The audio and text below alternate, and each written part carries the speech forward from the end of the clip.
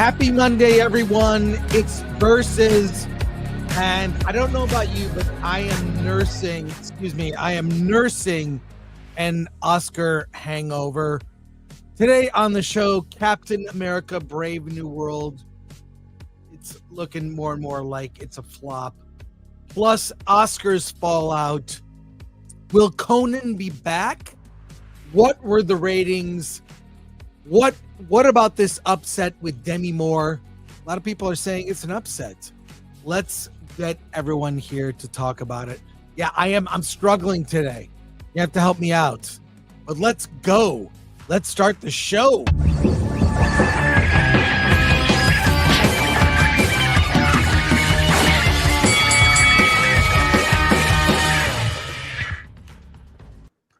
Hey everyone, how's it going? Happy Monday. Let's get things going. Let's everybody introduce themselves. I'll put you full screen. Tell us about yourself. Oh, you all thought you got rid of me, but I have returned. The Script Doctor is here to give you some commentary on the Oscars and all things Hollywood. Joy. Welcome. Yeah, thank you to the over 21,000 of you who showed up last night across all three platforms for the Oscars watch party, and really just to celebrate Robert's birthday. So happy birthday, Robert. Bye. I'm the one man in the sore and sick community who has a birthday every single day of the year. I'm Robert Meyer Burnett from the Burnett Work, and I'm here to talk indie cinema and how Anora was a great victory for that. Hello, I'm Nerd Cookies here on YouTube, where I cover sci-fi and fantasy news, theories, and lore. And Dune 2 not winning Best Picture, I took personally. I'm Paul Chato from Call Me Chato. I want to see Elaine's Nerd Cookies.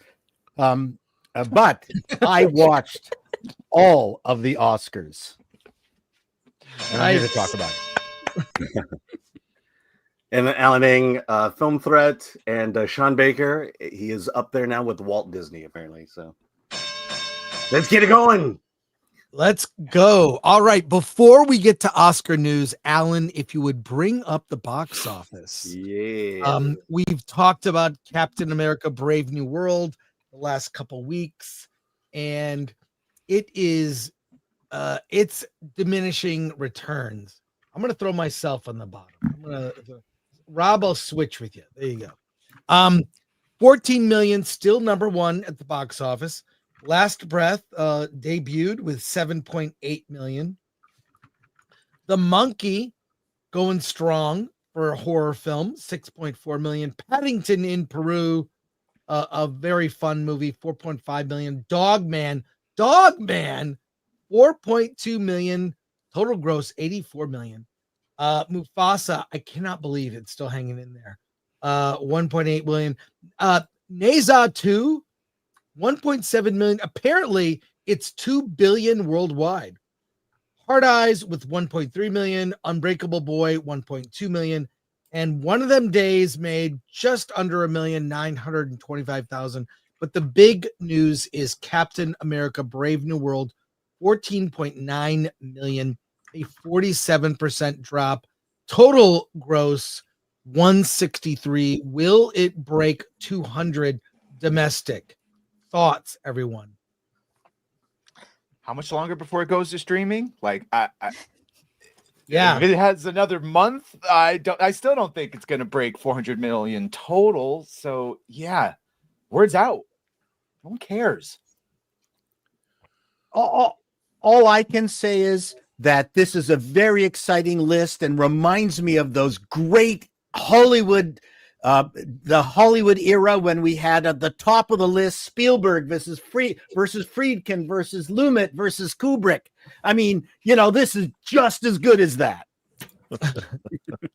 Well, it's brands battling other brands, right? I mean, Dogman and Paddington. Lion King. I mean, That the was Monkey Kubrick's is Paddington, I should say. The Monkey and Heart Eyes are new. I mean, Unbreakable Boy is, you might put it in the faith-based category.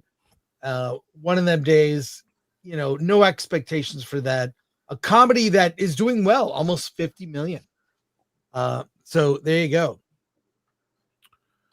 Well, there's a Stephen King adaptation, and Last Breath is a fictionalization of an actual event that's supposed to be pretty good. Good cast. Yeah. Did anyone else see Neza 2? I have not, but Which is it's in my. That's the kind of thing I would watch. Neza 1 is free on YouTube. Actually, it's on other services, and it is China's, their intention to compete with our animation. I mean, I will say this, being kind of confused about what was going on because it's all about Chinese lore that I'm not aware of, Chinese folklore and heroes. It's spectacular. I mean, it was epic. Neza 1 is all okay, but Neza 2 over the top, insane. I didn't know what was going on exactly, but it really visually was amazing. So, but Captain America is the big news. May just get up to, if it drops 50% again, you're looking at maybe getting close to 180, but it may, I don't know. Will people call this now a flop? And is the Marvel brand so tarnished they cannot count on just an average movie like doing well? I mean, I don't know. What do you guys think? I think it's a bit tarnished and a bit of oversaturation as well. I mean, Marvel just kind of really went hot and mean with all of their releases, and in addition to their theatrical stuff, but Disney Plus as well. The quality definitely did not go in a vertical direction with all of that. And I think at this point, audiences have gotten to the point of apathy where only your diehards are going to care, and they're going to be the only ones that repeat. And everybody else is just, we'll see it once maybe, and then move on to something else because it's not as engaging as it used to be. Even those diehards are starting to say like, well, yeah, I thought it was going to be better. Like even the fully drinking the Kool-Aid people are starting to notice things. Mm-hmm. I think the Thunderbolts are going to do better. I do too. Really? I do too, because there is no expectation for that movie. It looks like fun. And the buzz is good on it. People are saying it's really good. I did talk to someone at Marvel who's seen it, and he says it looks fun, and even the marketing department is excited. This smells to me like a skeleton crew. It's fun, and everyone liked it, and no one's gonna fucking watch it because everyone got pissed off and is apathetic. Who's in it, right? I mean, like, I'll say this: Sebastian Stan as Bucky is very popular. Cameo at best. Popular, but I mean, They should promote him more in the marketing. They really just put Florence Pugh out there in front mostly. Mm-hmm. They should paint Bucky red. Well, as we know, he's a congressman now. We saw that because everyone watched Captain America. He's a congressman, and so we know he's here just to set up and hire them as a team, basically. They'll have to explain that one. Elaine hires them. Hello. Right. Yeah. The other Elaine, all right. I mean, Seinfeld. I think the biggest thing to look for in this is what the final number will be. What's the click on the total global? Like the Alan, it's at 341, I think. Oh my God, that's They've terrible. lost money no matter what. They've lost hundreds and hundreds of millions of dollars no matter what. I don't care about their 180 lie I keep about seeing the these budget. random accounts saying that their budget was only $180 million. What? Why That's are what they lying? reported it as. Mhm. But I can't. With all the The final reshoots, there's no way. version was 180. It's That was just everything the they cut out, they catering. cut out. I think the real problem that Marvel has is if you look at Phase 1, I mean, Kenneth Branagh directed Thor. Yep, Mhm. that was great. I mean, you and Jon Favreau, who did Iron Man 1, was coming off of, he had he did things like Zathura, and he did Cowboys and Aliens later, but he'd been making movies for quite some time. Joe Johnston, who directed Captain Captain America. Captain America, the First Captain Avenger, America. he did things like The Rocketeer, and he came out of ILM and worked on Star Wars. And so now you have these directors. It seems like literally that these later stage Marvel movies have been made by a committee more so. It was always kind of a combination. I mean, even James Gunn was able to bring off Guardians of the Galaxy 3, and that trilogy was fairly successful. Each movie made more money than the last. And it's like you now look at these films. What is the point of within the MCU other than bringing Sam Wilson and putting him front and center? what is the point of this movie? You know, it's mostly a sequel to a film that came out 17 years ago that most people forget it's an MCU movie anyway, that was released by Universal. And it's like, what is the point of this? Adamantium something or other. But even that, it doesn't even tie into that doesn't have anything to do with Sam Wilson. And it's like, how do you not include the Talocan Empire, the Atlanteans? How do you not include Wakanda? You say, oh, the Wakandans made this. You don't even see him in Wakanda. Don't even entertain the idea of Latveria being interested in it, perhaps. Yeah, and then that get takes to there. way more. I mean, it's a weird thing that they've forgotten that they're working in a universe that now people are very aware of and understand. And nothing since Black Widow, there's been no narrative thrust for the MCU as a franchise always had. From one film to the next, it was a much larger, it was as if engines were being ignited and there was a thrust moving forward. And by the time you got to Infinity War and Endgame, the whole world couldn't wait to see those movies. Yeah, I've talked about this before, but it's like, you know, Marvel films from the beginning, from Iron Man to Endgame, when it took place on Earth and used Earth heroes, it was deadly serious. It was something that you could grasp onto and feel like, yeah, this is happening in our world. And the anomaly was James Gunn, who went weird, but he took it into outer space. Yeah. And so you had this great contrast between deadly serious on Earth and wacky in outer space. And then what they did was they decided, well, we're just going to take that James Gunn model and just make everything wacky. You know, you couldn't take anything serious after Endgame. And this is going to be surprising, but this is why Daredevil Born Again is going to succeed, because it's grounded. It feels like it actually took place in New York. And they have a showrunner, and they're linking it to everything good about the past. Well, no, I'm not even saying that. I'm saying the story. I know, I'm adding that. The story takes place in a New York you could relate to. And in Right, New but York, so did Echo. My point is, it has to be good too, right? It can't just be on Earth and be gritty. It has to be good too, and it's going to get both. Right, but my point is they went the wacky direction. They decided James Gunn's model works so well. We're going to make everything Ant-Man, Loki, everything just took on this wacky tone, and no one can relate to it anymore. Well, it's a double down of Joss Whedon's tone that he introduced in Avengers as well. Because again, one of the things that you can take a look at Edgar Wright. He was supposed to do Ant-Man, and he left due to creative differences, which meant that Marvel was gearing away from authorship of the directors and the people involved in the productions in order to fit a larger brand, where Kevin Feige would kind of step in as producer and pseudo showrunner of these films to try and make them a bit more homogenized. And when we started seeing that with every movie subsequent, right after running parallel to Guardians of the Galaxies, you had Ant-Man, you then had what was the other one? Doctor Strange. They were all just kind of felt like they didn't have anything else going to it anymore. And then they started snatching up these directors that you didn't really hear of, some from TV, some from independent film, all just to get them to basically direct traffic, because they're not even in part of the previs part of the production. They're not really part of the signal. That too. But I mean, you have to also take a look at the fact that it's a power grab of control. And if you don't have authorship into a film and you don't actually have anything to do, what you end up having is what's called like filler episodes, right? Where you just get people going in there. The crews know how to shoot this thing.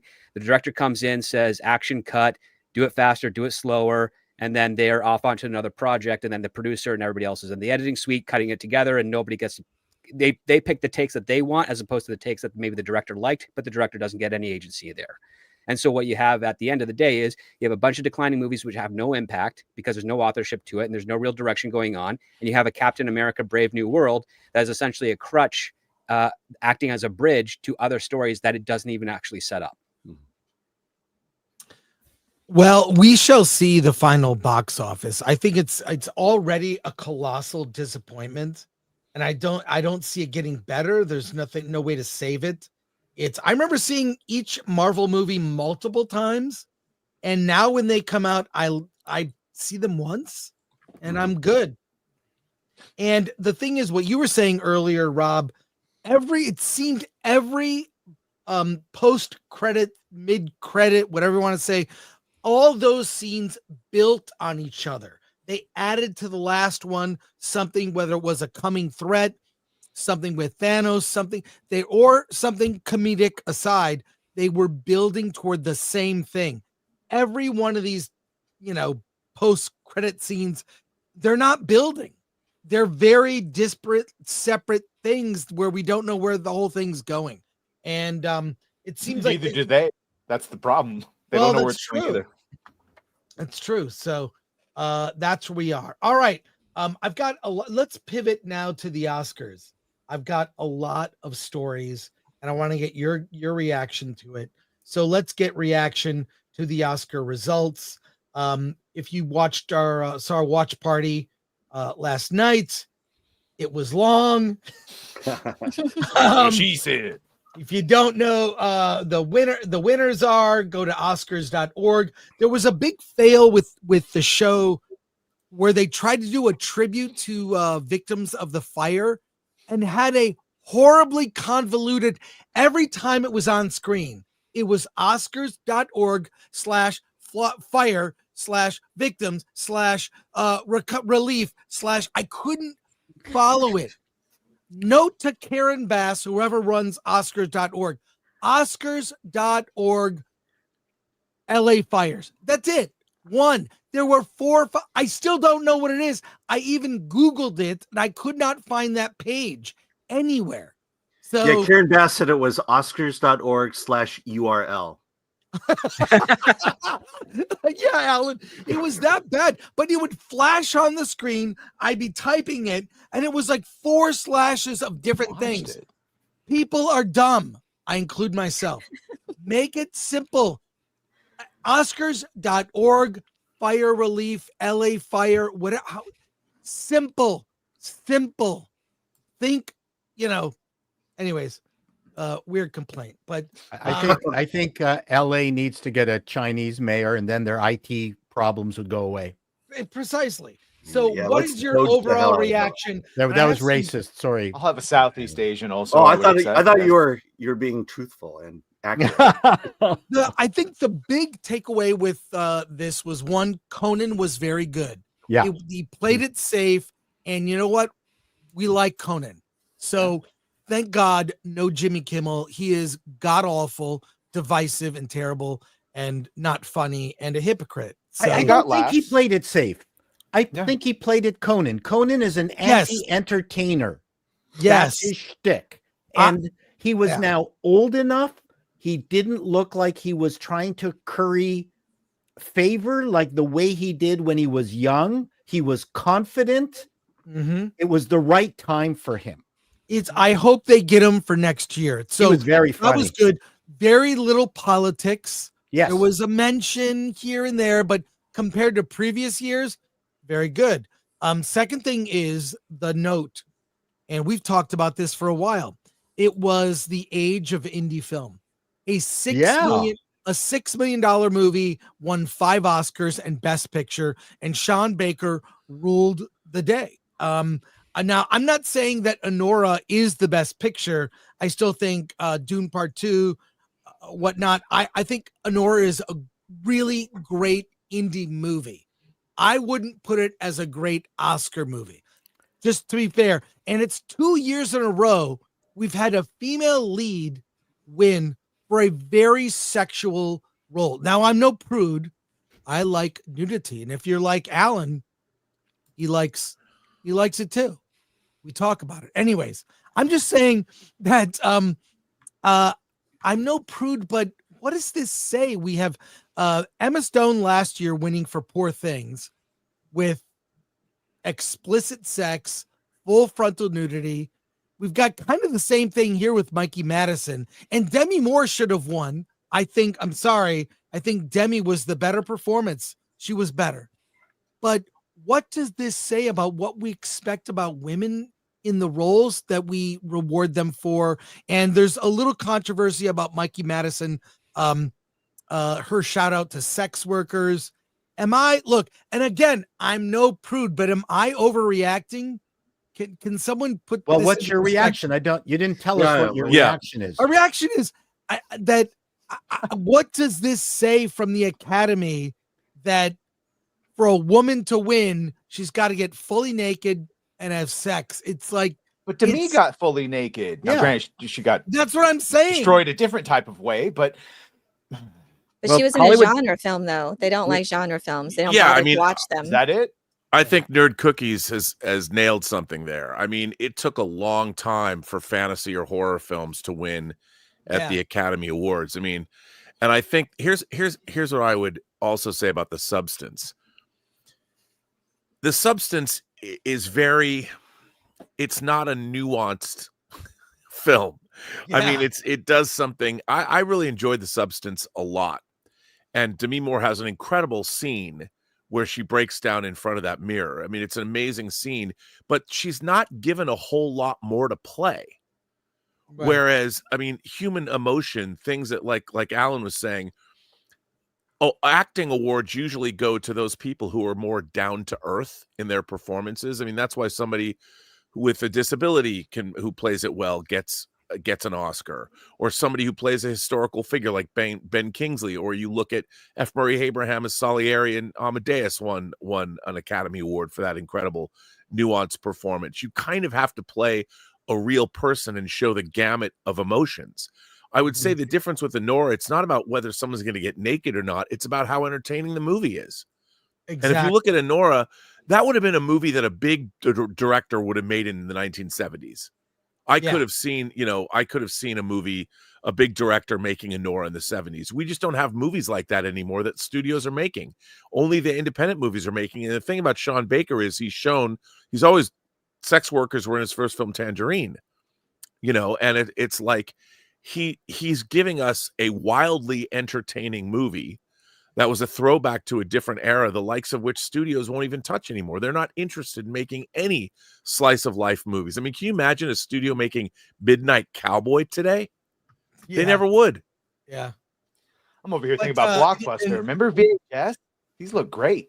We have a visual of all the Best Picture nominees as VHS tapes. Which that's cool. Takes me back to a kid. I missed. So let me offer something more controversial. First of all, I believe Carla should never have been nominated, and Pamela Anderson should have. And I think Pamela Anderson should have won. Her movie wasn't great, but her performance was the best performance of her life. And I thought Pamela Anderson should have won the Oscar. Well, I would argue for Demi. Demi or Pamela. Yeah, either one I would have been happy with. But I guess I'm just saying, are we making? Is this turning off Middle America when the Oscar-winning movies used to be films like Unforgiven or Dances with Wolves? Movies that had something to say. Well, what's turning the audience off trend is that no one is watching these movies. That is the only thing that's turning the audience off. The Oscars at its best had good movies that were also popular. Yes. At the same time, we were able to pull this magic off. This is kind of a throwback to Shakespeare in Love defeating Saving Ryan's Privates. Yeah, or Private Ryan. Sure. Well, no, I've seen both of those films. So, well, like to so the point is, this is still a continuation of that. I don't think Anora should have won because this has to be a popularity and you can disagree with me. It has to be a popularity contest to bring the general audience back. What I thought would be I just want to say the problem with 2024 was that it's an unremarkable year for movies. Yes. Because we could talk about how lame these movies are or how unimpressive these movies are. And the reality is, what else are you going to put on that list?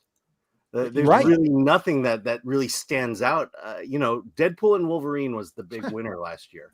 And it's not getting even a notice. And we all know why.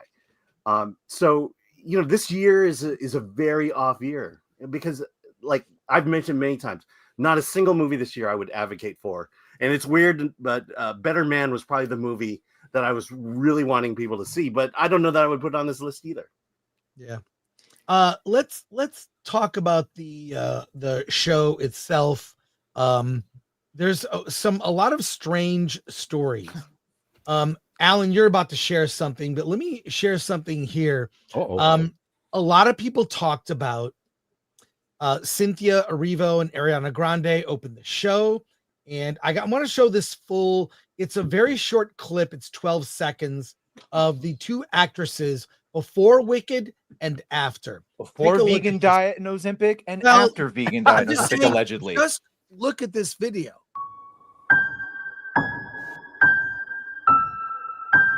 Mhm.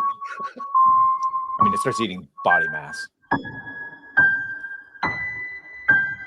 Like the transformation Does that in the Roald Dahl look? Does book. that look healthy to you? What do you think?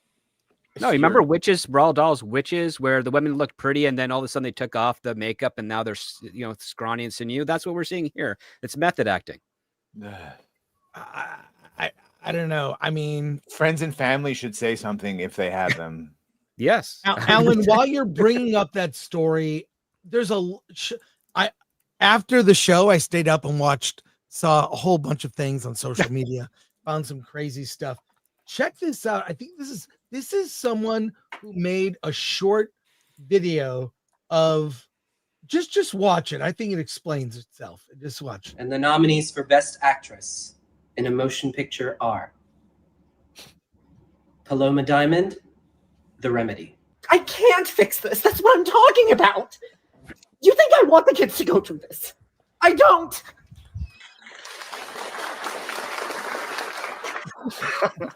Lorelei Lynch, The Last Train Home.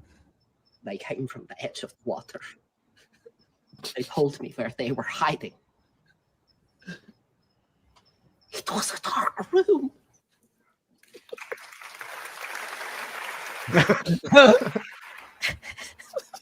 Jane Farroway, Matchstick Playground.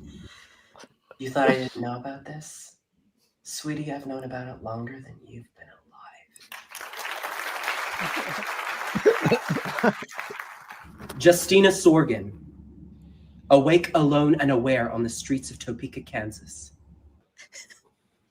Only the VIPs come up here. Are you a VIP? You sure look like one.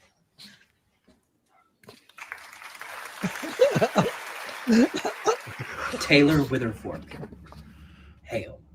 My God, please, God, get away from me. Get away. Hail. I didn't deserve this.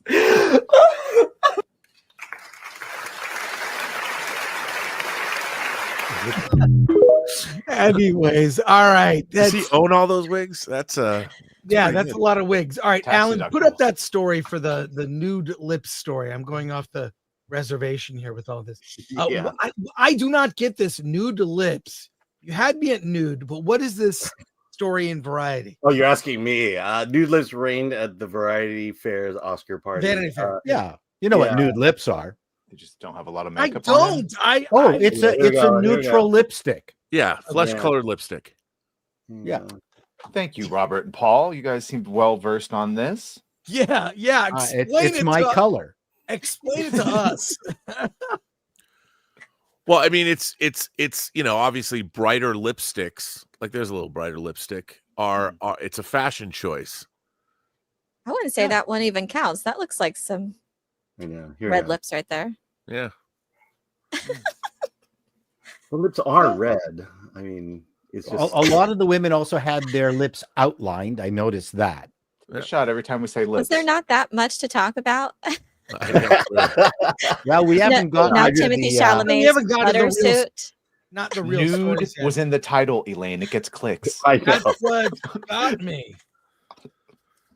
the biggest story that's ablaze on X is the West Bank story, but I don't know if we're going to get to that, and I don't know if I want. I have one for it. So Okay. there is a story. Yeah. Well, Look at so Adrian there's a Brody throwing his story. gum at his girlfriend or wife. Bro, yeah. Remember when he threw his gum? Just swallow the gum. Why would you throw it at your And I That was don't a- think did she even catch it?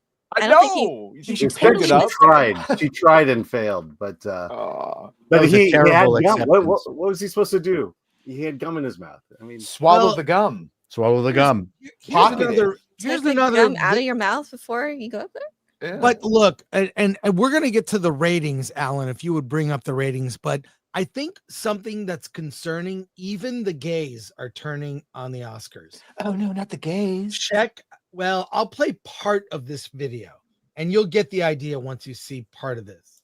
And feel free to comment. I'm not going to play the whole thing. I can't do it anymore. I really tried to watch the Oscars. I'm a martyr. I'm a masochist. I do it for you guys, but the show was an utter calamity. This moment alone about did me in. Oh yeah.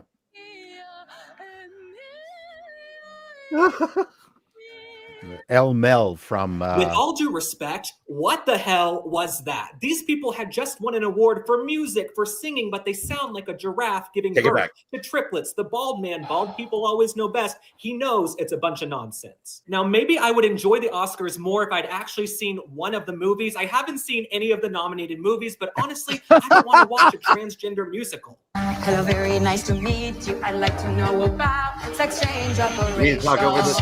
I see. I don't want to know about Ellen, sing it! Woman to men. Man to to woman. woman. From penis to vagina. That movie looks horrible too, and you would think I'm the target demographic for the Oscars. I'm an obnoxious Gen Z gay guy, and I thought the show was horrific. Now, one person Hollywood is really obsessed with right now is Cynthia Erivo. Here she is on the red carpet. She was also just cast to play Jesus in Jesus Christ Superstar, and she is a bald, black, queer woman. Now, one person who seemed to be having the time of her life at the Oscars was Selena Gomez. And if you remember a few weeks ago, she was crying and sobbing these crocodile tears in her $35 million mansion because criminals were being deported. Now, since that ridiculous video, Selena Gomez has not taken in any immigrants, even though she has about 17 guest rooms. Selena Gomez and most of these celebrities, they love to virtue signal, but they're full of shit. Half the celebrities in that. All right, so, I mean, you get the point. But what I'm Chris, saying this is one of them base this- gay guys. this guy admits, he says, look, I'm the target demo, a Gen Z gay person, and he's got issues. So Yeah, his favorite Bond movie is A View to a Kill. precisely. That's an issue. Or Skyfall, um, because he had a little bit of the. No, he's looking like Christopher Walken Zorin in that thing there. Anyways, let's so what do you guys think? he seemed a bit MAGA to me though. He that's seemed why I like a like him. MAGA Really? sexual. I didn't A little get that conservative. at all. Seemed a little based, Paul. I don't know. Based. Yeah. All right, Alan, Also, so go ahead. please go, please, Rob. Well, I was going to say, look, Gen Z does not care about movies, and Yes. and there, our entire society, our media landscape, our user generated content. That guy, who I think is actually pretty funny, but that's what it's all turned into. There is no reverence. I've been watching the Academy Awards since I was a little kid. I've always loved watching the Academy Awards because of what movies have meant to me. Now it's very hard to take any of it seriously. There's no reverence for our stars. There's no reverence for our movies. The studios aren't making movies to even be reverential over anymore. So when it's much easier to be snarky and make fun of all this stuff than it is to take it seriously. I mean, and that's it. Our entire culture has turned into that, and like one of the things I like about channels like Nerd Cookies is she reveres Dune. So when you go and watch her content, I remember what it's like to be what I am, which is somebody that also reveres Dune and take it seriously. And it gets to the point where the snark, it's like, enough. I get it. It's like the entire planet's trying to out-snark each other. I'm much more interested in people who are working their asses off, like a Sean Baker, who's not taken a job directing a tentpole property. He's been making the movies that he's wanted to make on his own terms, and he won an Academy Award last night for editing, directing, writing, and producing. And everyone else is sitting around looking, how did he do that? Well, because there's no one else that loves movies probably more than he does. Chris, you brought it up on the show last night. That guy has been a film threat, probably subscribed to the magazine growing up. Yeah. And we don't have that anymore. We don't have anybody there is nobody around that takes it seriously. And the stuff they do take seriously are Marvel movies and fucking Star Wars. I mean, it's really frustrating that you try and talk about cinema to people and they don't know what you're talking about. Half the shit I talk about on my show, people are like, what do you mean? The Three Colors trilogy? Who's Krzysztof Kieslowski? And why should I watch his movies? I don't know. Maybe Baker the double shot life of Veronique can change your Tangerine life. on an iPhone. Well, that's what Sean Baker did. Now say Baker, sorry, Baker shot Tangerine on an iPhone. Yeah, and I mean the guy is right. He should be the hero of Gen Z. I mean, that guy is self-made filmmaker who the Florida Project, Tangerine, now Anora. The guy, and he's Mr. That film was released by Neon, wasn't it? Mm-hmm. Yes. Yeah. I mean, Neon and A24 are like the Gen Z labels. You should have people singing in the streets for Sean Baker's win, but no. Now we're talking about how Demi Moore was, Mikey. Mikey, we live in a very strange time, and I don't quite understand it all. Alan, do you have the ratings for the Oscars? Kind of. It's unverified. And can you throw it up on screen? Yeah. So this is from Raymond Arroyo. He quote unquote quotes Variety on this one, but ratings were down 58% from the abysmal ratings of last year. Variety is reporting that only 9.85 million viewers watched the show last night. Okay, that is last year was like 18 million. Yes, it didn't crack double digits at all. Is that over the air numbers? Because it was also streaming on Hulu, was it not? Yeah, I mean that's the numbers aren't out yet. Variety, I'm trying to check Variety. I don't see it there, but I think these are initial numbers. Keep but they're checking. Not good. We may get updated numbers during this stream, but okay.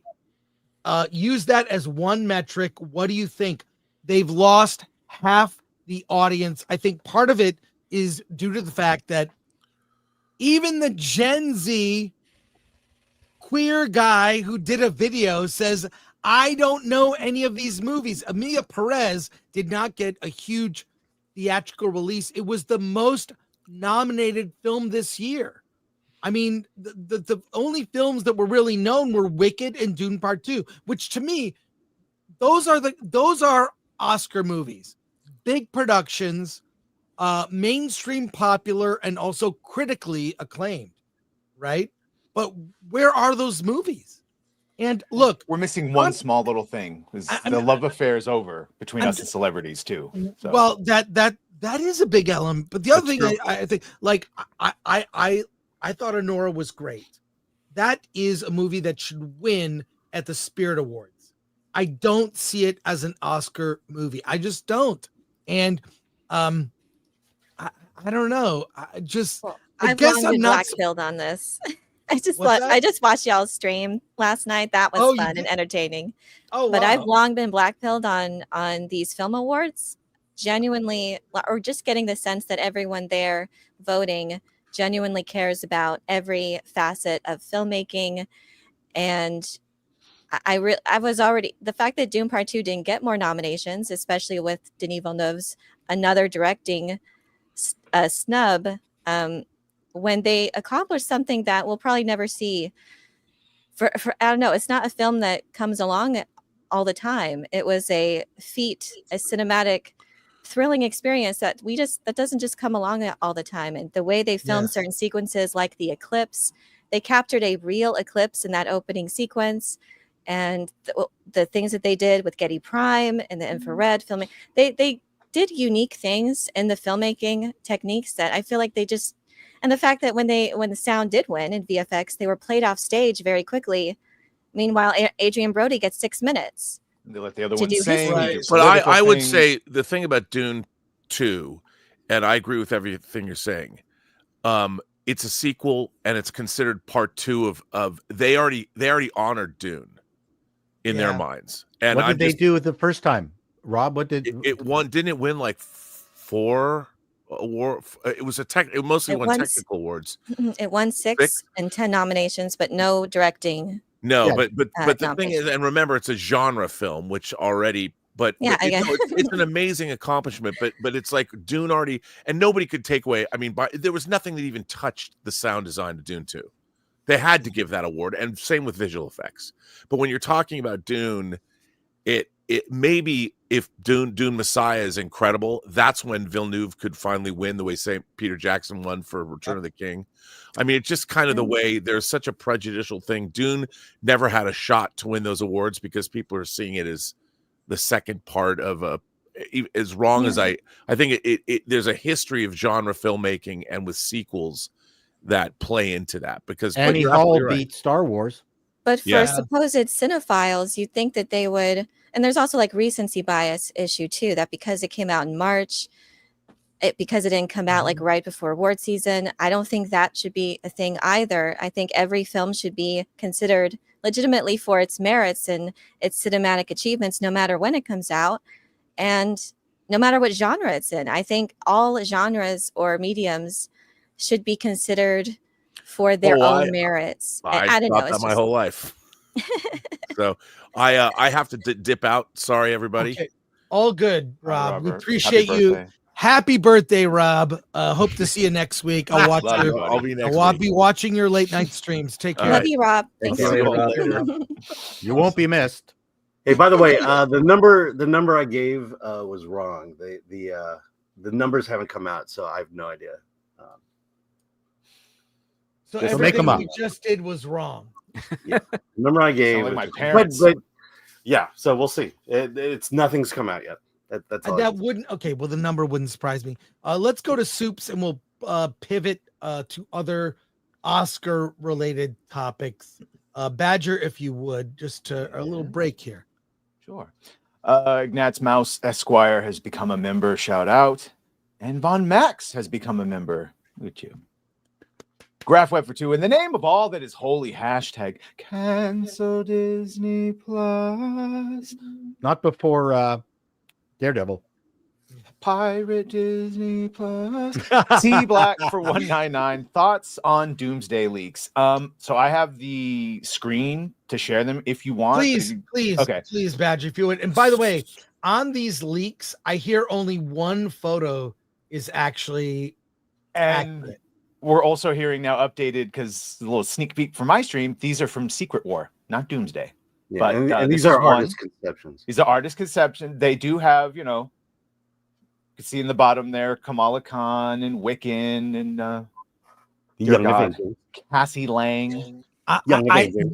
This movie is shaping up to be a mess. So this is the big one that everyone was harping on. This is their supposed new actor. I forgot his name, but the new actor for T'Challa from another multiverse T'Challa that'll probably stay on if it's good. And then there's She-Hulk with Hulk and his son Scar. This is what everyone is. The normies are going to be confused. It's gotten too much of a mess. So those are the things. Everyone said Doomsday, but now they're saying it's from Secret Wars. But there's a long time till those, even though they're being filmed at the same time, apparently. Was it Secret Wars 2? Do you think they leaked this on purpose? Do we think they do that much 3D chess? I know that's been done before, but like these, is that strange? Sorry, is this Secret Wars 2? It's Doomsday, and then Secret based War. off of the 2015 version of Secret Wars, apparently. Yeah. Well, if you're asking, this is the movie that comes out after comic. Secret Wars. No, which wasn't comic? there a TV series called Secret Wars? No, that's Secret Invasion. Oh, sorry. Okay. So that's presumably Robert Downey Jr.'s Doom. Doom. Well, yeah, I'm excited for that. Let's get back to more Soups. Thank you, C Black. You're welcome. Orange Harmon for 5. Is Anora the raunchiest Oscar winner ever? Chris, I don't know. I mean, I think Poor Things was. Poor Things might have been more, but maybe, I don't know. Like Last Tango in Paris. I mean, it's just weird to see, like 70s style filmmaking return. I like it, but that's indie film. It's not like this is like it just is gonna give more fuel for people to say the Oscars is out of touch. The films are not patriotic. They're not centered around themes that everyone can get behind. Which a film like Wicked and Dune, I think, serve that. I think they're both movies that they're not overly woke or lectury or they're for, I don't want to say for the whole family, I mean, they can be, but they're not, Hollywood can't make these kind of movies anymore, it seems. I mean, the executives have no interest in making those types of movies right now. They're only looking at the finish line as opposed to, what is it like on the race of sort of things. They don't care about those types of parts, and because of that, that's why Hollywood is struggling. That's why the award shows have been struggling. I mean, even though Anora won, and it caused you that question of like, well, another character, a woman who's playing a stripper ends up winning an Oscar. Well, Hollywood's been kind of rewarding those types of roles for the last 50 years in the Academy. Pretty Woman? Well, with the exclusion of Pretty Woman, but you'll have like Jodie Foster. She did that in Taxi Driver. There's some others that are escaping me, but I do know it's pretty common. So it's like, it's kind of par for the course, but at the same time, it's like, well, over the last 50 years, with every subsequent decade, the movies that have been getting nominated have not been as well received, or at least had any interest in them by comparison. It's pretty much like the audience is just starting to check out because the very companies that are making these movies, that are telling these stories, are not interested in telling the stories that got audiences into the theaters in the first place. Yeah. Let's keep Oscars going. would have been better off giving Wicked or Dune the Oscar. Yeah. Yeah. I'm sorry. Pilgrim Media for 2. Agree. I agree. Cynthia was robbed. Pilgrim Media for 2. Demi Moore was good in Brave New World 2020. Okay. Stubble McShave for 50. MCU writers should watch Brandon Sanderson's lecture about plot concerning promises, progress, and payoff. They should learn something. Yeah. Pilgrim Media for 2.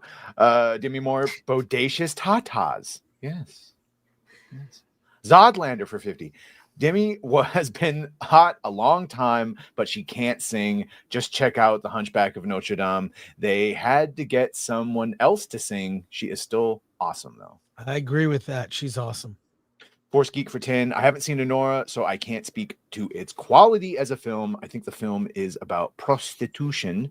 How much of that played a factor in its win as an effort to further degrade our culture? Well, I mean, let me share a screen with a story from a very reliable source, the Babylon Bee, which I follow, and they had something to say on that, which was chaos at Oscars as Chris Hansen appears on stage. In lieu of the Epstein files like being released, which was a big dud. It does make you think like the morality of the people in that room is different and disconnected from almost the entirety of the rest of the country. And it affects what they present, what films they choose to make. Like, I'm not saying anything against Anora. It's a great film that deserves accolades, but it's an Independent Spirit Award winner. I don't think it's an Oscar. What I think of what an Oscar winner is. Same industry that called Sound of Freedom alt-right porn when it was about stopping child trafficking. And it'd be different too. We also got the sense that all of the performances and all of the other films were given their proper due consideration. And I don't get the sense of that at all. They admitted that several Oscar voters admitted to not watching Dune or The Substance. So, our voters. So the thing is, the Oscars have a love for when pretty women get dirty or take off their makeup. The same is not for men. Yeah. Men don't have to de-pretty themselves to become Oscar bait. Well, Brendan Fraser did. So as Alan is, he got that too. As Alan is fond of saying, he's seen more penises in the last year than boobs. Yeah. Alan said a lot last night. And boobs count twice. And that was just at his Christmas dinner. Alan sang a whole verse of Amelia Perez, and I really hope it got clipped. So we'll be playing it soon. Let's chat here for a bit. We have more topics, right, Alan? Yes. Check out the movie G20. Yes, film starring Viola Davis. Yes, but she's the president among world leaders, and it's like a Die Hard. And she has to save them all. It looks another one. Mm-hmm. After the cleaner, trailer reaction. It's another one. It's is what it is. Okay, Alan, what's our next topic? All right. Well, this one just came in. The Oscars consider move from Disney to Netflix or other networks. This is how bad it is. And they're acknowledging the audience has declined more than 50% over the last decade. This is sad. Yeah. Will that lead to the breakup of its home for more than 50 years? Wow. Just real quick down here. The Academy of Motion Picture Art and Science has begun the hunt for the Academy Awards' next TV home. The organization initiated negotiations with Disney last year about re-upping the deal that is worth more than $100 million a year. Yet the exclusive negotiating window between the two sides lapsed without an agreement, according to several people familiar with the situation. The relationship between Disney and the Academy is still strong. Disney ABC has aired the Oscars for over 50 years and will continue to do so through 2028. Yet Disney doesn't want to increase the size of the deal, and the Academy does. Ergo, the Academy has made it clear it would like to test the market. Academy thinks maybe that their product has got more value than it actually does. Mm-hmm. Bit of hubris there, don't you think? Yeah. What if they just live streamed? They get super chats and everything. Yeah. Well, that's the point. Is who's going to do that? I mean, yeah. Then it would be Netflix. YouTube, or do it on YouTube. Yeah, they have a channel. We did it on Hulu. They did it on Hulu last night without flaw. Yeah, I'm being facetious. Yeah, because Hulu crashed. I mean, that's the other part too. When you're dealing with live events, the bandwidth for a lot of these streaming companies just isn't there. Yeah. Yeah, I mean, like WWE is on Netflix now. I mean, Netflix is moving into that live streaming, and WWE is that first major test. And the NFL has been on Amazon, Prime Video, so they're testing out the waters. They don't have it. Netflix has done a terrible job with football and with the WWE, and it's confusing where it is. When you join, are you joining live or the beginning of the stream? Like, it's very, they haven't figured it out yet, but by 2028, I'm going to guess they'll have figured it out. But this, I really think the Academy is crazy to think that, like you were saying, Paul, they think it's worth more than it is. And this is where everything is going now. Look, the SAG Awards was on streaming. The Independent Spirit Awards, which used to be on IFC, was on YouTube. You know what? It got 93,000 views. Now that's pretty good. Our watch party so far has 50,000 views. Our Oscar watch party. But the Spirit Awards was a TV show. And now it's just a YouTube thing. Now, look, I'm not saying anything disparaging about YouTube. I'm saying these aren't mainstream popular things. Even we do the Film Threat Award, this show. We put it on YouTube. It's a party. You can enjoy it, whatnot. But wow, this is Atomic Glory points out our Oscar watch party got 121,000 views on Rumble. In addition, in the chat, a lot of people are like, "We're not even watching the Oscars; we're just watching you." Yeah, yeah, I got a lot of that from people. Anyways, this could happen. That the biggest award show, what's been called the Super Bowl for gays, well, that's what it's commonly known. May end up being a streaming event. I watched the SAG Awards, which was on Netflix. Let me just tell you, that must have been a way for all the actors to get their speeches out of their system. The entire thing was virtual signaling. All the speeches were political or lecturing. They got it out of their system. They go to the Oscars and they stay quiet, most of them. So thoughts on this, and we'll move to a next topic. I don't think it would do well on streaming personally. Why can't they just make it more entertaining? They think streaming is the answer. Why can't we get better movies to nominate? How about that? Movies that people have watched to be celebrated, no matter the genre, to be a true celebration of it and make it fun to watch. I don't know. I just don't think people would watch it on. That's just me. Because remember, sorry. No, go ahead, Paul. There is only one solution. You guys have already said it. It's all about the movies. I was in Hollywood in the 90s during Brandon Tartikoff's era. There's nothing you could do at NBC with fancy interstitials, graphics, begging the local networks to play your show, blah, blah, blah. It was started with Must See Thursday Night, with Cheers, etc. And then they built on that. It's all about the shows. I was at the CBC trying to help resurrect our Canadian network, and everyone was talking about all these other initiatives. It's only about the shows. And in movies, it's only about the movies. That's it. To that end, there's no other formula. Need to shut up. Because remember, we only used to see celebrities at award shows, and there's the lure of celebrity. That's gone now because we hear them on social media and we see them everywhere. And I don't give a shit about them. I don't want to see them dressed up. And but I would forgive them if the movies were better. Exactly. This is a quality problem. Yeah.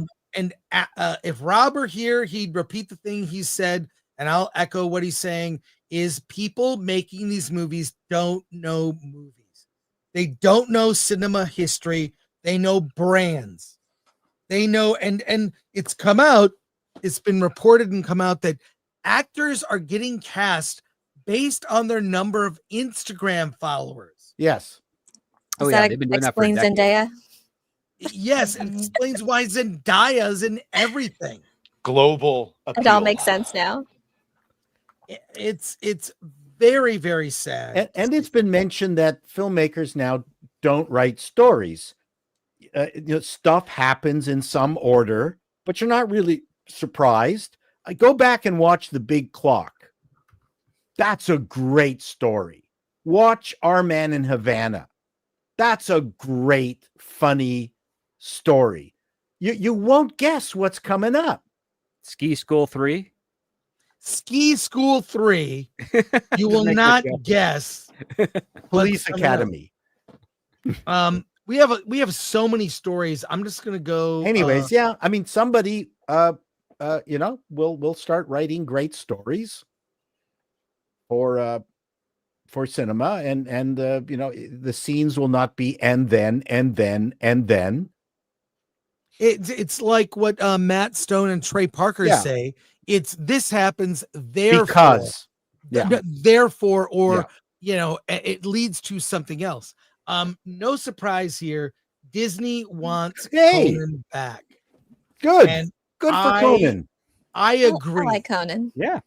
I loved Conan in the whole era when he had the unfortunate falling out and Jay Leno kind of pushed him out of his time slot. He went there. He wanted to come back. And then he went on a live tour. I saw that live tour. Me too. It was great.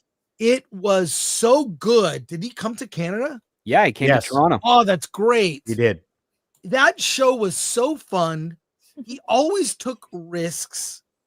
In the year 2000 bit, which Badger, you were singing earlier. I steal it all the time. That was a great bit. The masturbating bear. I mean, that's fantastic stuff. Alan, do you have the story? Yes. Yeah, Conan, one of the few professionals that are funny and in the industry still that are not corrupted. If you could give the crux of this. Here we go. Oscar team reveals all. Conan O'Brien is welcome back to host the Oscars anytime. Walt Disney TV's Rob Mills, executive vice president of unscripted and alternative entertainment, told Variety Monday morning. Miles was basking in the high marks that both Conan and the overall Oscar ceremony received for the show that aimed to bring back traditional Academy Award staples like lush orchestra while adding plenty of O'Brien's signature cheekiness. Conan absolutely nailed it, Mills said. It was this sense memory of 30 years of not only him in late night, but when he would host the Emmys and all the stuff he's done. This is the most like Conan's greatest hits. You had a little bit of everything. An incredibly funny monologue that had hallmarks of what Conan does: silliness, self-deprecation, jokes that are funny, and then 20 minutes later you realize they're really funny. Yeah, I think Conan. Oh my God, That's the black version. Conan I is the black slept version of Conan. 4 hours last night. I have not had a lot of sleep. Anyways, I think he did great. Now, was it a home run? No, but he just needed to get a triple, and he got it.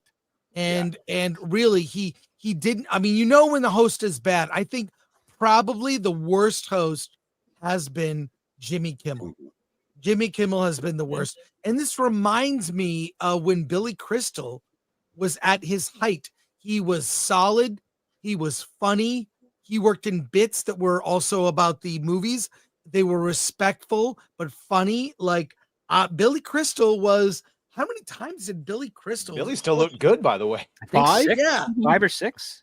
Yeah, 5. He did it a lot. I think they found their new host, because no one in Hollywood wants this job at all. All the times that someone would be announced and then they have something and get canceled. Conan made that joke. Sorry, real quick. Conan made that joke about Gascon and then said, "Oh, if you need my name, it's Jimmy Kimmel." Like, it was perfect. That was great.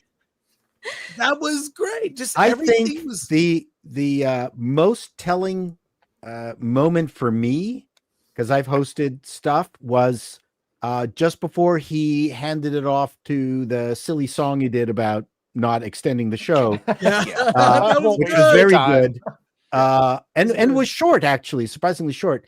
He had a serious monologue that I felt was really heartfelt, was no jokes in it, no little self-deprecation. I can't remember what the subject was. About LA and the fires, perhaps. Yeah, LA and the fires, and the producers. It got serious. It got and serious. you know what? He really made it serious, heartfelt, and it wasn't saccharine. Yeah. And I went, that actually, no one's going to talk about it. That is the moment that solidified for me his importance as a host in this show. Okay. Real quick before we pivot to another topic, I saw all the Oscar nominees. Give your number. There were 10 nominees. How many of those movies that you saw, Alan? How many List for them. you? 9. Badger? 2. I'd seen Dune and Wicked. That's it. Script? Anora, Dune, The Brutalist. Yeah, those 3.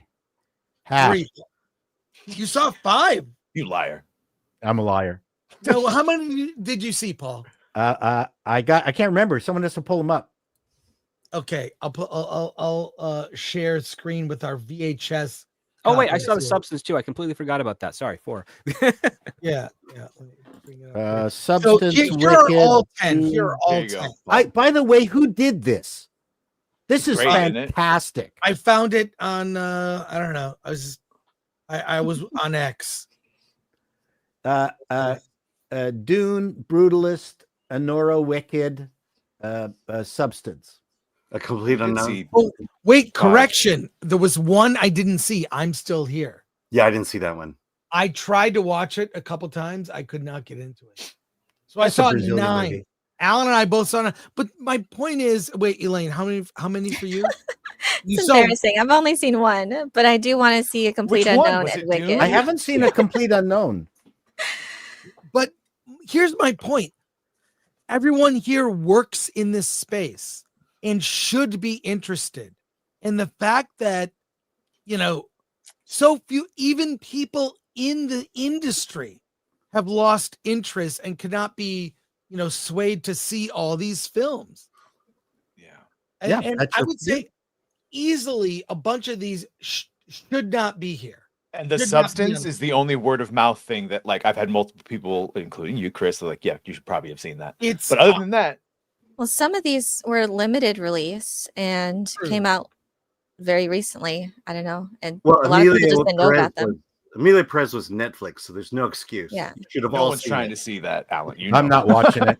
But no one knew about it until it started winning awards, it seemed. My co-host had to be super chatted $1,000 to torture him to watch Amelia Perez. So that should show you the level of interest people have. Why should I torture myself? If I were to cover it, though, Lower if I was a ourselves to film dance. aficionado, I would see all of these things. But I stay in my lane. But as far as all the Academy people voting should see all of the films. That's the one job they should do. I'm still here. The Kathleen Kennedy story from that was good. All right, Snubbed in Memoriam. The in memoriam snub. There were many, a bunch. Alan, if you would put it up, Tony Todd, huge. Where was Tony Todd? Michelle Trachtenberg. Who else? Alan, go through the list. Yeah, here we go. So just in the picture here alone, Tony Todd, Michelle Trachtenberg, Mitzi Gaynor, Sylvia Pennell, Olivia Hussey, Shannon Doherty, Alain DeLeon, and Bernard Hill. Yeah, Bernard Hill is the one that I also forgot about because fucking Theoden. How did you not? There's also have him Gene up there? Hackman. I mean, Well, no, they had. No, Gene these are Hackman. the They did a ones. whole- oh, sorry, I missed that part. Maybe They did a Morgan Freeman. Okay. Yeah, but Tony Todd, and Michelle Trachtenberg, we noticed last night. Yeah.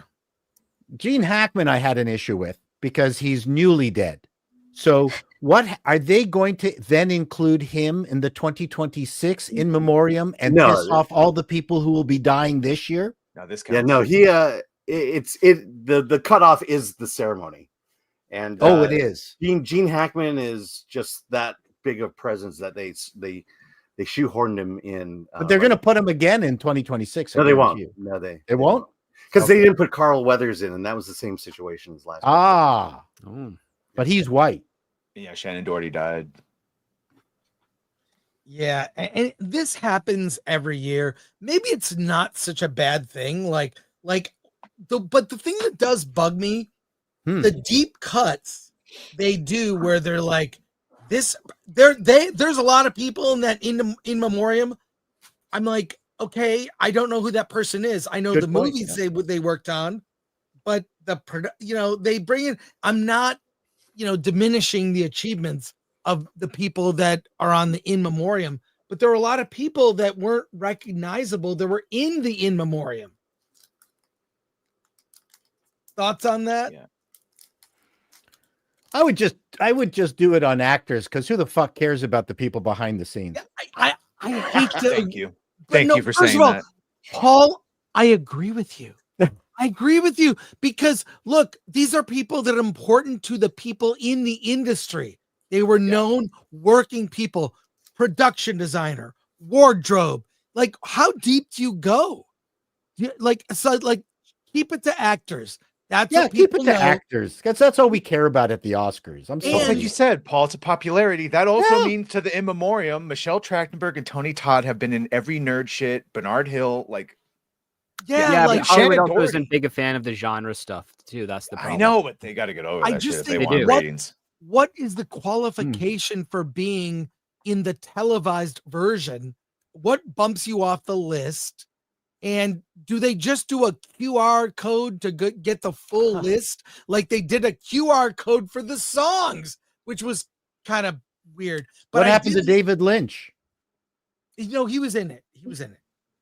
He was? Yeah, this is the snubbed list, but definitely This David is Lynch the is in it. snubbed. Yes. Okay. No, I didn't remember him in the dead list.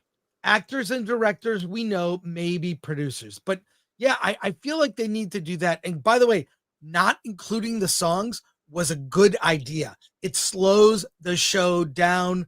QR code, you could listen to those or whatever. Yeah, I agree. Because also the they songs shouldn't have suck. done RRR last year. Is that what you're saying? Or 2 years ago? No, Oh, they did do it, and I'm happy they did. I'm just saying that was a good choice, but the show is bloated as it is. One thing I'll say, glazing thing they got to stop before they hand out the award. We're like, and you were so good, and you were so good, and they say something good about every single person. Holy hell, it takes forever. Let me get to that. But last thing, Diane Warren is a songwriter. He has been nominated 16 times. Oh, never and won? Never won once. I've met her. She is a lovely person. And like the fact that 16 nominations, 0 wins. Great songwriter. Yeah, and something to say there. But you're right, that kiss assy thing, Badger, you were talking about. Yeah. Yeah. Kieran They had more than one Culkin. person do it. Yeah. Well, he was Yeah, there, but- it was weird. So, okay, another quick topic, real quick, was I did not this was not a big story with me, but Kieran Culkin did something. Oh, real quick, did you see Timothy Chalamet's outfit? I'm not sure if you saw Stick that. of butter. Coming soon. I think he looked great in that. I didn't know Kieran Kylie is- Jenner was there too. Oh, Fine as a stick of Yeah, butter. she was standing right next to him. So yeah. Kieran Culkin, first of all, by the way, if you are not following Americana memes, it's Americana at the Brand, which is a shopping mall in Glendale, has a X account that is hysterical. And it says, me every time I end up on the wrong floor of the Burbank AMC 16 parking garage. I have no idea how I got here. And there's Kieran Culkin. But another thing that I'm not going to play the entire thing. Kieran Culkin's speech. Terrible. Well, people have something different to say. I thought he was rather likable in it. That was just our Until- YouTube channel. From Until- Megan yeah. Basham says, this is the speech I was talking about. If we return to a Hollywood where men use their accepted speeches to joke with their wives about having more babies instead of women using theirs to praise abortion for their success, Hollywood would be great again. I'll play part of this for a moment. Wasn't funny. Oh my God, that's crazy. I don't even know Mr. Downey, sir. This, thanks for handing this to me. This means a lot coming from you. Thank you. He's right, by the way. Jeremy, you're amazing in The Apprentice. It's fine. Yeah, he swore. That's why they I cut think it. he said fuck. I'm not supposed to single You anyone think out Trump as would have favoritism. him? Anyway, So you're but fucking you were awesome great. because that's how people And talk. I've already lost whatever speech I prepared, 20 seconds or whatever. I have no idea how I got here. I've just been acting my whole life. It's just been a part of what I do. So I felt like this was never my trajectory. But however I got here, I know that Emily Gerson-Sains, my manager of 30 years, is because of you. Thank you for being there. I lean on you for everything. So please don't go anywhere. I'd be completely lost without you. I love you. And the movie, Jesse Eisenberg. Thank you for this movie. You're a genius. I would never say that to your face. I'm never saying it again, so soak it up. Thank you for this movie. Thank you, Searchlight, Topic Studios, M. Dave and Alley at Fruit Tree. I'm going to speed this up because I don't want Lithgow to get disappointed and give it a look. You look fine right now. I should thank my mom and Steve for trying to raise me. You're really good people. You gave it your best shot. I love you, Mom. I love you, Jazz. This is, I have to thank my wife, Jazz, for absolutely everything, for giving me my favorite people in the world. Please don't play the music because I want to tell a really quick story about Jazz. About a year ago, I was on a stage like this and I very stupidly publicly said that I want a third kid from her because she said if I won the award, she would give me the kid. It turns out she said that because she didn't think I was going to win. And people came up to her and were like, really annoying her. I think it got to her. But anyway, after the show, we're walking through a parking lot. She's holding the Emmy. We're trying to find our car. Emily, you were there, so you're a witness. And she goes, oh, God, I did say that. I guess I owe you a third kid. And I turned to her and I said, really, I want 4. And she turned to me. I swear to God, this happened. It was just over a year ago. She said, I will give you 4 when you win an Oscar. I held my hand out. She shook it. And I have not brought it up once until just now. You remember that, honey? You do? Okay. Then I just have this to say to you, Jazz. Love of my life. Ye of little faith. No pressure. I love you. I'm really sorry I did this again. And let's get cracking on those kids. What do you say? I like that. I like it. By the way, he's not on cocaine. All right. I'm like that all the time. And as much as I wish I was on cocaine, that's just our personalities. We talk quickly. And he might be on cocaine. I don't know. Anyways, were you aware? Something that surprised me. Can I just share something that relates to nothing? Because we're just doing Oscar stories. Alan, please prepare the next Oscar story. Okay. Did you realize I saw it came up in my feed. The Oscars put out an entire version of their show in ASL. This is the show. This is the okay for those who are hearing impaired. This is the entire 4-hour Oscars in sign language. You're just explaining what's going on screen and then what they're saying. This is what now I just think it's weird that they've got this. This is, I mean, maybe you have the Oscars on your TV, you have a second screen with this, and you're able to, but she did this for, I think it's just, is it just her or others? No, they had other people. They had other people. I like the facial expressions. I'm sorry, I was distracted by the earrings. Yeah, what mistletoe or something? They went back and forth between these two, and it's the whole show in ASL. Yeah, but so why didn't they do this in English instead of Chinese? And never mind. I'm just saying, she's really getting into it. I'm saying tribal that, dialect. Yeah, that's right. That's patois. What Is is this? Hobbit So actually this is based on her happening? earrings. No. You know what? She's signing a musical number. She's doing it in Wicked. If you were unaware, this is a fun fact. It's yeah. Okay, Alan, what's our next story? I think that's pretty cool. Yeah, I do too. It was like, all right, the fact that that's there, I like it. Alan, what's the next story? All right, here we go. No other land Oscar win a sad moment, says Israel's culture minister. The film made by Palestinian Israeli collective won the Best Documentary Feature prize at the Academy Awards on Sunday. Let's see. Mickey Zohar on a post on X said the filmmakers, members of the Palestinian Israeli collective, chose to amplify narratives that distort Israel's message vis-a-vis international audiences. No Other Land, which has yet to secure U.S. distribution, depicts the destruction of the occupied West Bank, the Masafar Yatta territory by Israeli soldiers, and the alliance that develops between Palestinian journalists and the co-director Basel Adra, and the Israeli journalist and co-director Yuval Abraham. But of course, we have to have a political moment in the Oscars. They let that speech go on forever, and that's why Adrian Brody said what he said at the end, because they just let them go on forever. Thoughts? I was waiting for Paul to nuke them. But... Well, I mean, okay.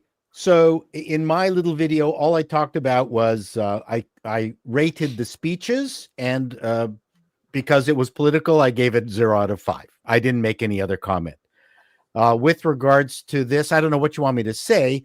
I know what this documentary is about, and one person's propaganda is another person's heroic film. The one thing that they didn't mention that I think is a bit tragic is that there's actually 2 Israelis involved in the production of this movie, and the other one was killed by Hamas October 7th. So it's a very complicated place. There is no easy answers. Documentaries like this want to make things cut and dried. I'm happy that when Israelis and Palestinians get together to do something together that is potentially good. To me, that's a positive thing. Although no one who knows this story knows that, it's a documentary of a bunch of squatters who built houses on land they were not allowed to build on. They went to court, lost the court case. The houses were destroyed. So one person's legal settlement is another person's infringement on their rights. So again, it depends on, whose side you're on. So, I mean, again, complicated. I won't, I would like all of this to end. It would be way, way better. Yes, down with documentaries. Anyway, so I'll end. Yeah. I mean, we talked about it with the other categories, the documentary short, where you knew by looking at that list that each one had its own political agenda, and what wound up winning was the non-political one, the I am not a robot one. This is, I don't know, it just seems like that this category is just the Hollywood patting itself on. Well, it's Hollywood leftists hoping for peace, that this represents a window on opportunity. I think that's what it is. I don't think they realize that there's really not a lot of hope in this because one side wants to wipe out the other side. But I think there is positive. I can see how this is viewed as a positive window to a better future. I can see that, but a lot of them don't know any of the nuance. No, they say they're not anti-Semitic, but they're screaming free Palestine, and there's just a couple of things that don't jive together, and so you end up getting what we got. Guy Pearce was wearing a free Palestine pin. Yeah, so which is anyway. Hollywood cannot help themselves. Yes, they just can't. Yeah. Everyone else was wearing a Ukrainian flag pin. I was trying to determine what the little green jewels that we've seen a bunch of them different wearing, but still looking because, like you said, that was Save the Gecko. We've got one more story about the Oscars and a lot more conversation, and then some breaking Disney news. So stick with us here. But Anora is the lowest grossing film in Oscar history. You mean lowest grossing winning Oscar film, right? Yes, that's right. Winning Oscar film. I don't know where the story is, Alan. I do have a couple things I can show here. It was about $34 million. Ooh. $41 million. $41 million. Okay, by the way, that's excellent. The movie cost $6 million. Right. Mm-hmm. And Sean Baker's speech was my favorite of the night. He is a guy who truly loves cinema. The fact that he got the best directing award from Quentin Tarantino was fantastic. His speech about movie theaters, that during COVID, we lost 1,000 screens in the US. Yeah. And as Rob points out, Gen Z, they're not into movies. It's all TikTok. So movies as a form, I don't think will ever go away completely, but it's going to be like Broadway. Yes. What did Sean say? Sean said the same thing I tell Robert every time he gets doom and gloom. It's time for parents to do their responsibility and show their kids all of these movies, what we had. Keep it going. Keep continuity of art. My daughter goes to the movies every week. I know, Alan, you take your daughter also, right? I tried to raise them right. Does she like movies? She doesn't, and again, it all has to do with the quality of it. Nothing excites her, and this year it was especially so. Nothing really excited her. I bring it up all the time, but she is constantly on Disney Plus and watches nothing new on it. She just watches old television shows and old movies on Disney Plus. That tells you the state of the industry right now, because kids don't know what good movies are. And the biggest reason is because we're not producing good movies. There's no momentum for it. They have to do their part. I'll show the kids stuff, but you have to give them. What's a kid going to do when they have nothing to do on the weekend, and then they look at what's playing down the street at the theater and see nothing that interests them? And that's the problem right there. Yeah, right there. And here's Mikey Madison with her Oscar and some champagne, taking a selfie, I guess. So there you go. But it was a big night for Anora. I think well deserved for such a small movie. Again, I think it's a great indie movie. I don't see it as an Oscar movie necessarily. So, but that's just me. Other people might disagree. So, here you go. And then Pete Hammond. Did you guys feel the earthquake last night? I did. It was after the awards. So everyone at the Pete Hammond from Deadline says that 3.9 earthquake that hit Southern California just as all the celebrating was in full swing proved Anora's sweeping 5 victories at the 97th Annual Academy Awards could literally shake things up in Hollywood. Well, we shall see. We shall see. But it's I mean, the fact that this movie was so rewarded or so awarded shows you how weak the field was. That's the way I see this. Yeah. And I do believe, first of all, 2 things can be true at once, right? I love this film. I think it's great, but is it an Oscar movie? I don't know. Paul, you're about to say something. Well, I was just going to say that, again, being an oldster, I'm missing movies like The Graduate. Yes. I mean, that's an indie movie. Today, that's an indie movie. Yeah. Yeah. I mean, you could make a movie like that now. We don't have movie people, even in the executive suite, and not just the executive suite, but as much as I liked the show, just as it's one of the better Oscar shows I've seen in a while, I'm not seeing wit and alacrity. I'm not seeing I'm not seeing any raconteurs. I'm not seeing Robert Evans or Peter Ustinov. Keep saying fancy words. I like it. Yeah, I'm missing those people. Where are the Robert Evans and the Peter Ustinovs who can go on stage? And I mean, I can't even do it. I mean, let's be honest. I can be funny sometimes, but I don't have their raconteur. I can't even say the word raconteur capabilities. No one on that stage could do anything like that. I'm missing that kind of brain power. And I did you see The Offer on Paramount Plus, Paul? I don't get Paramount. I don't have it. It's one of the few streamings I don't have. I'll share with you, Paul. It's great. It's worth getting for 1 month to watch that series. Robert Evans is a character in the movie. And the producer of The Godfather is the lead character, played by Miles Teller. Miles Teller, Alan Ruddy, yeah. Oh, it's so good. As someone that knows film history like yourself, please do yourself a favor. The Offer, it's I think 10 episodes. I think the ending doesn't quite stick the landing, whatever, but it is, if you have worked in the industry like yourself, sure, give that series, you can binge it in 2 days. Wow, it's okay. Fantastic. We'll talk Script. Yes, we will. Oh, Script, what did you think? I love The Offer.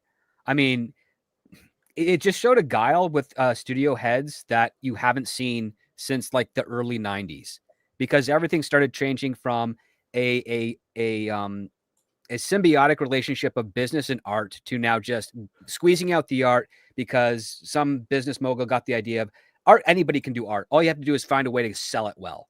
And that's kind of where it all went to. That's when the DVD market exploded, and we got a bunch of straight to DVDs where independent films could kind of thrive, and people could make their stamp and have their calling card and then graduate to the theatrical.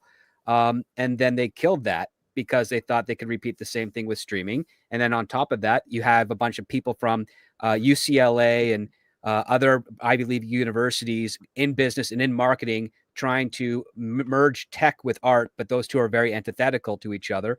And we get this smorgasbord where all the creative people are now struggling, trying to get financing for their films. And then when they finally do, and they are able to finally complete them, the only place that they can get them distributed are on a tech platform. They can't afford to four-wall a theater. They can't afford to, some of them can't even afford to get entry fees into film festivals. And if they do, they also get rejected because they don't qualify for certain, boxes that are required for entry into those film festivals, because film festivals have also changed. Yes. what they We wanted know to do. that, don't we, Script? Oh, yes, we do. By the way, final comment on this. Maybe Anora may be the lowest grossing film, a Best Picture winner in Oscar history, but think of the ROI. A $6 million movie that grossed 40 million and keeps. I actually bought it last week. They did one of those lightning deals. I got it for $9.99. I'll watch it again a couple more times. Why not? But I don't even know if. Do we even know if Anora was winning purely on merits? Because it seemed that Emilia Perez was going to sweep everything, and it was primed for that. And they were winning all these awards, and then the tweets were discovered, and they were flooding social media, talking about Carla and that whole controversy. And then all of this, voters were coming out and saying, "Oh yeah, she killed the chances." But it really seemed that this was just the alternative to that. Are you saying Emilia Perez would have won on its merits? I mean, I think it comes down to controversy versus ideology versus merit. It's like, here's the ideology. Oh no, now there's controversy. Well, what do we do? Well, let's it's a three-way shootout. shootout. Yeah. Well, Netflix was shelling out upwards of $30 million for their awards campaigns, and they've done this before in previous seasons, and I'm sure they really wanted that Oscar. wait, Alan. Yeah. I mean, Netflix selling out millions of dollars. Oh my God! Yours is signed, Alan. You see where the signature is? It's right there above. Are you see the keeping that? scribble? Now, who signed it? The director signed it. Director it every signed night. Okay. And I think it's great. That's like terrific. indie films are, I applaud them in their efforts to get made and to be seen. But I would like a bit more substance when it comes to these smaller films, like to really say something. I don't know, that we haven't seen before. I mean, hasn't this story been done a ton of different ways before, and we'll see it again? I just feel like it's not unique. Yeah. I mean, again, it goes to the movies that came out in 2024. What movie is that deserved? Yeah, and you had actors who are spending 5 years of their life in preparation for certain roles to make it authentic and genuine and to say something special and that will last in people's memories. And with Dune specifically, there are performances that are just outstanding, and you literally have people with blood, sweat, and tears poured into this movie to make and bring it to the big screen. So it just hurts me to see that this doesn't feel like it's a celebration. It feels like, we'll just go with Anora because that's, I don't know. It doesn't feel like they went with it because it's the best. I hate to say it, but I don't think independent movies have as big a place in the Oscars as they should. I know you guys are independent movie lovers, but for instance, you're right. They used to. They would win Best Screenplay. Yeah, right. Correct. They would win, and the Spirit Awards served a purpose to acknowledging indie movies. There was a definition. Right. Now they bled into Hollywood. Yes. A lot have themes that aren't broad. That's why I brought up the point about these two best actresses in 2 consecutive years, full frontal nudity, having sex on camera. Those are indie movies. They're not broad mainstream and they're not everyone movies. They're not Hollywood movies. And right. So to me, I mean, as much as Elizabeth Taylor's Cleopatra was not a good movie, I now feel good things. I mean, to me, I'd rather see that movie. That's a Hollywood movie. Ben-Hur is a Hollywood movie. I'm missing Hollywood's the stuff that should be nominated for Oscar. Ben-Hur. I mean, I hate to go that far back. Well, you're missing the Hollywood magic because there hasn't been any magicians on the main stage anymore. They're all in indie, and in some areas, they're also pigeonholed into indie. They will either not be offered a chance to pitch to a studio to get their dream project financed, so they have to do it on their own, or they'll get snatched up so early that they end up losing all agency in their creative endeavors. I mean, there's no middle ground anymore, where beforehand you could make your portfolio and you could be a type of, Steven Spielberg. He started in indie. Coppola started in indie. All of the guys that made modern day Hollywood started in indie. And now, for whatever reason it is, the people that have come in to organize and administrate all of those productions are like, no, we don't want people like like the attitudes of a Steven Spielberg or a Martin Scorsese or a Quentin Tarantino or a Stanley Kubrick, or even going as far back as to Alfred Hitchcock, who like embraced mystery and wanted to have a really great exploration of characters through a thrilling story. No, we don't want that. What we want is we want toys, marketing, merchandise. We want social media coverage. They want all the things that are a byproduct of successful art, but they don't actually understand the how. These movies resonated. Yeah. Big mainstream movies had something to say about America, about the world, about things that are like very, very universal stories, and Hollywood can't make it. And I say this as a lover of indie film and a channel that covers indie film, but I know where indie film is. It's a category. So you're not mad at me? I'm not mad at you at all. No. In fact, I agree with you. The point is that also these movies, we used to call them art films. Yep. They were art films. They played in limited release. They were John Waters movies. Yes. They were smaller movies, but the smaller movies have diminished the overall audience when you lift up these small indie movies to be a big mainstream release. The mainstream looks at this and says, this isn't for me. Where's Gladiator? And we've got two problems. One, people making small movies and then getting swallowed up by Disney to make something that is out of their league. That's one. The other weird thing is, and I experienced this as when I was doing the stuff with the Frantics, is that there's we don't have enough decent executives who can see the potential of the independent movie maker. So I'll tell you this very quick story. When we were doing our radio show and we were doing it with scripts in front of microphones, because we were doing like 26 shows a year and 26 shows, a year, and we were doing 2 shows, every day, and you couldn't memorize this stuff, right? And it was radio. We didn't have to memorize our stuff. I would invite TV executives to come and see us so we could do a sketch show on CBC. They would come and see us. I would meet with them afterwards, and they go, I don't get it. Why would we want a show where you're standing at microphones in front of scripts? And I went, no, we will memorize the scripts when we do the TV show. No, I don't get the microphones where you're reading it. Like, they could not see past what we were doing. Not a single one executive could see that the potential in what we were doing. But I find this all over the place, where people don't understand. There's just not a lot of creative decision makers out there. When I'm making a website, I got approached by a bank and said, do you have any bank experience? I said, no, but we've done about 10 credit unions. Well, that's not a bank. Fucking hell. I mean, I have experienced this all through my life, where people could not make even the tiniest jump of logic to the next level, right? So I can imagine someone like Bicker going to an executive going, wow, looks like you're just doing independent films. I don't see where this is going. Yeah. All I'm saying is there's a market for independent. Yes. And there's a but Hollywood doesn't know how to make a Hollywood movie. And I said this when the movie RRR came out, which I just bought a bootleg Blu-ray of RRR. Great and movie. I'll buy the legal one when it comes out. RRR is an old school Hollywood movie. It has music, romance, comedy, action, friendship. It's everything. It's very clear antagonists. Yes. They were nasty British white people. It was great. I loved it. So just like we prefer them. But we're also kind of Hollywood used to make. All right. Pivoting, we have one last news story, and then I have a treat for everyone. Ooh, cupcakes. Alan, this is breaking news. Disney shelves Tiana series, and there are layoffs at Disney.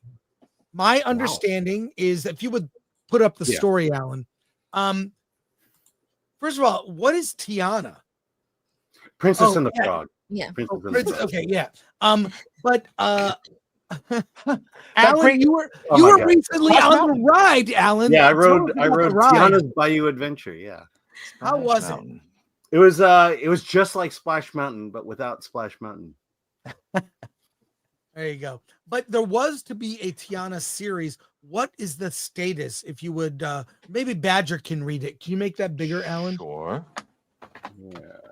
Give us the bottom line on this.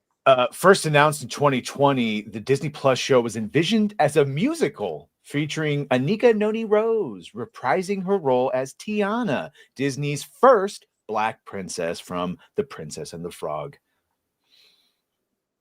Walt Disney Animation Studios has officially pulled the plug on its Tiana Princess series as it abandons making original long-form content for streaming. That's interesting. The Hollywood Reporter has learned a spokesperson confirming there will be some layoffs in its Vancouver studio as a result of this shift. In business strategy. Sorry. In addition to the Tiana series, the studio is also scrapping an unannounced feature-length project that was going straight to Disney Plus. Tiana, first announced in December 2020, was envisioned as a musical. Like I said, we read this reprising her role. Interesting that they don't frame this as a DEI course correction, just that they're not doing long-form entertainment. Right. Because they were doing the Moana TV show, and then that got truncated into Moana 2.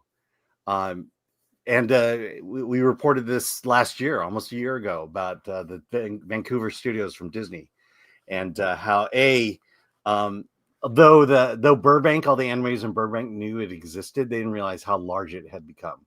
I think it was like 250 employees over at those studios. So with the truncation of Moana 2, and now with the elimination of the Tiana series, they're experiencing layoffs. Wow. So what does this say for the future of Disney animation, Alan? It seems like they're moving away from DEI.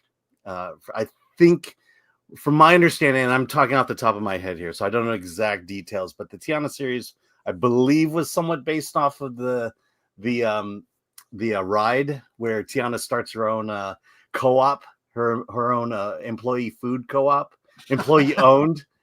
And I'm sure it kind of went around that area. They were hiring DEI, Black history experts to help tell those stories. Consultants. And I think what was happening, I assume, is what was happening at Burbank is the activists just started to grow and become more obnoxious, and it's starting to slow down projects and become a thorn in Disney's side. And so, let's just cut it off. Well, Disney maybe needs a little Doge treatment. Mm-hmm. You think? The Doge treatment? They'll cut off the excess there. Well, now my understanding is there will be a special. Yeah. So there's going to be a special, like a one episode or a one-off. I don't know if it's a movie, but It's probably a direct streaming thing. They did that with Atlantis. I had a friend who wrote for the Atlantis television show, working on 2 seasons of it. The movie tanked, and they decided just to take 2 of his episodes and make it a direct-to-DVD. This is happening a lot lately. So there you go. We're going to get to your supers in 1 minute. I have one last thing to share with you all, if you would here. Just a little memory, something to laugh at. This is Siskel and Ebert, and I grew up watching them. Oh yeah, I learned so much about film from them. This is an outtake of them trying to do a promo for their show. They actually hated each other. I just want you to see how they talk to each other when it's not, it's scripted, but here they are not talking about movies. This is just for our pleasure. These are outtakes. This is how you and Alan are. I've seen it. All right. Now, well, we'll see. No, it's not. Don't worry about it. I know, he was wearing a brown sweater. This is not the part that's supposed to match, Slick. Give it a moment's thought. What are we doing now? The promos. Do you know what they have to match? Nothing. No promo ever has to match anything. I thought we were about to do... Welcome to the exciting world of television. A wholly new field for you to begin to learn in. Oh, my God. Well spoken, Roger. Well, that's something that you rarely hear. Woo! Compliments really paid to you. Oh, Gene Hackman and Kevin Costner in the Pentagon thriller No Way Out. That's this week on Siskel and Ebert. How about let's Why does this always have to be lockstep? How about something like this? It's Thriller Week on Siskel. I didn't know and we've Ebert got was 3 the big asshole. ones, and then 3 one-liners. He was an asshole. Maybe, That was Dennis Quaid in The Big Easy. Why don't we Michael change Caine it? in The Siskel Fourth was the Protocol. nice So-and-so one. and No Way Out. And I thought it was the other way around. I know. Yeah. Okay. It's just you. It's his Kind of a personality. correct- Look at his Yes, we face. would do We it. have to rewrite it, don't we? Because you Oh no, let's can't ad-lib, Gene. can we do for the last week and next week we'll do it next Yeah, year. you all we'll think do it Alan next is year. sweet No, behind the every week scenes. counts. Oh, You read boy. it then. You ad lib it. Yeah, listen. I'll do nothing. Let him do whatever he wants. This is going to be today's That's why I theme. think we ought to write it into the. No, let him do it. It's Thriller Week on Siskel and Ebert in the movies, and we've got 3 new ones. Got to have energy up and. The movie I like to read both parts. I'd like to. I am clearly Siskel. Sound a little Oh excited. my I'm God! less excited, Roger. That's why we're redoing it, because of what you did. It's Thriller Week on Siskel and Ebert at the movies, and we've got 3 new Oh, ones. and the movies, not at the movies. And that's why we're doing it. Ow! Ow! That's this week on Siskel and Ebert and the movies. And the asshole. Oh, God. Oh, that was Yeah. awesome. Are you gonna Oh put your my faces gosh! on them? Yeah. Do your AI faces. Can you imagine if Siskel had to be responsible for movie posters on the show? Wow. Oh, you're right. Oh, that's so good. Wow. All right. Oh, I You man. thought saved that. Ebert was the nice guy. I No, know. I mean, they both were they bickered. They bickered. So. Let's just say Gene Siskel liked Porky's. Yes. Okay, let's go to supers as we wrap up here. Badger, if you would. Yep. Big Bullion member for 15 months. No joke. I'm watching Dune 2 for the 14th time today at Wow. 6. Easily best movie of 2024. 1, Godfather 1, 2, 2, Star Wars episodes 1, 6, 3. Jesus. Lord of the Rings 1 through 3, and then 4, Dune 1 through 2. Dune 1 and 2. I don't know about. I'm worried about Dune 3. Although Elaine, I watch every one of your videos, and I'm like, I share your concerns, and you know a lot more than me. So I'm just. It could also be great. It's possible. It's possible. Yeah. There's We'll elements see. I'm excited for, and yeah, just certain things. There's a lot that they need to put in there. We'll see. Yeah. All right. All right, Thomas Pickett for 2. We will get the Squid Games Oscars. I want that. Pilgrim Media for 2. Universal Epic Universe will crush Disney World. Universal is doing these fan fest nights with Star Trek and Back to the Future. I think it'll be a huge hit. It's like their version of horror nights, but instead of horror, it's fandoms like One Piece and whatnot. I'm getting tickets and it's cheap. It's a cheap ticket, no reservation. I don't understand how Disney works anymore. Alan, you'd have to explain it to me. I don't get it. Yeah, set a price and then triple it. And then add a few add-ons. Yeah, exactly. Oh, that makes sense. Yeah. Thomas Pickett for 2. Mr. Beast will be in Back to the Future 4. Sure, Please never make that. Or reboot. Thank you. Never. Norm Alman for 20. I have one question. What are the Oscars? Why do people talk about them every year? How many Oscars are out there? Should I be worried? That's Thanks. 4 questions. He can't Yeah. count. He's a dog. What is anyone? I have no response. You guys, anyone? What are the Oscars? The Oscars are the holiday Christmas party you go to at work to get rewarded for doing your job, but not anything else afterwards. Yeah. And Adrian Brody, I don't know if you guys saw this. Alan shared it last night. It's worth showing again. When Adrian Brody first won an Oscar, Halle Berry presented it and he kissed her. And there was controversy at the time because it was an it was not he was so It was a It was a open deep, mouth. extended kiss. Yes. He did not ask for consent. Yeah, it was a Okay, full on. He World War he II was kiss celebration kissed her. he was in the moment. He's not whatever. Anyways, guess what? Halle Berry kissed Adrian Brody last night. Here's the video right here. She knew. Right in front of his girlfriend or wife. I don't know. No, she has a sense of humor. She's like, Yes. sorry. You want Make light of it. It's a callback, part of a running joke. It's a callback. Yeah. No problem with that. I think that was fine. There you go. So, His wife might have a problem. Let's with say it. his girlfriend Right. or wife might have a problem. Two She penny gets the puppet for gum 5. thrown at her and that. Oh my god! I mean, technically, he kissed Hallie first before he kissed his current girlfriend, so she's got That's- territoriality. Don't Yeah, tell yeah, that yeah. to the girlfriend when she's yelling at you. Hey, Paul, I just watched Saturday Night. We need more just like that. Yep. Awesome nostalgia. Nice. It's a great little movie. Yep. Thanks to Penny Puppet.